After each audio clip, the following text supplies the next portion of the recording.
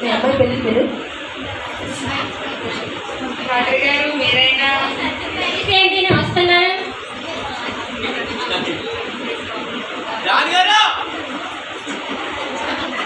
Sorry సంధ్య, fever కొంచెం వేరే కొత్త హాస్పిటల్ వచ్చాను కదా, దానికి చాలా అమౌంట్ కొంచెం అయిపోయింది. సారీ, పెళ్లి పిల్లు తప్పకుండా వస్తాను.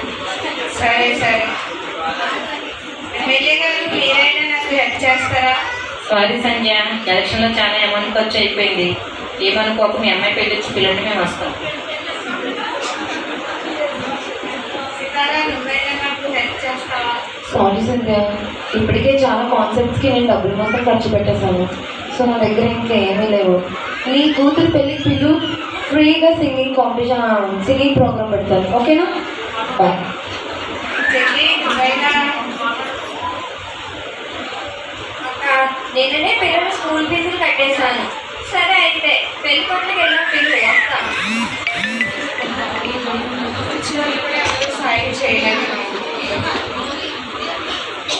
మా అమ్మగారు మాకు పెట్టే సేట్ అయిపోయింది. అమ్మగారండి ఏమైందండి? స్వీటే చెప్పండి అమ్మగారండి. ఏముంది, సేల్స్ అన్ని పోయింది కదా మాకు. అవునమ్మగారు, నా ఫ్రెండ్స్ అందరినీ పిలిచాను, ఎవరు హెల్ప్ చేయలేదు నాకు. నేను మాట్లాడండి. చెప్పవే. ముందుగా యేసు బాబుని పిలిచారా?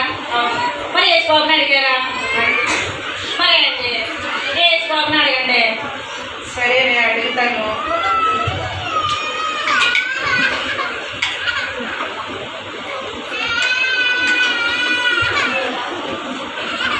ఏసయ్య, మీరు మొదటిగా వచ్చారు ఏసయ్య.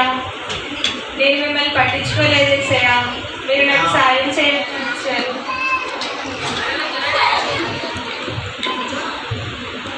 కట్టుబడి భయపడకు, నేను నీకు తోడుగా ఉన్నాను. నీ కుమార్తె వివాహం ఘనంగా జరుగుతుంది, నీ వ్యాపారం బాగుంటుంది. కానీ నువ్వు నన్ను ఆశ్రయించకుండా మనుషులను ఆశ్రయించవు. అయినప్పటికీ నేను కృపగల తండ్రినే ఉన్నాను కనుక నీ పట్ల అద్భుతమైన కార్యాలు చేయబోతుంది.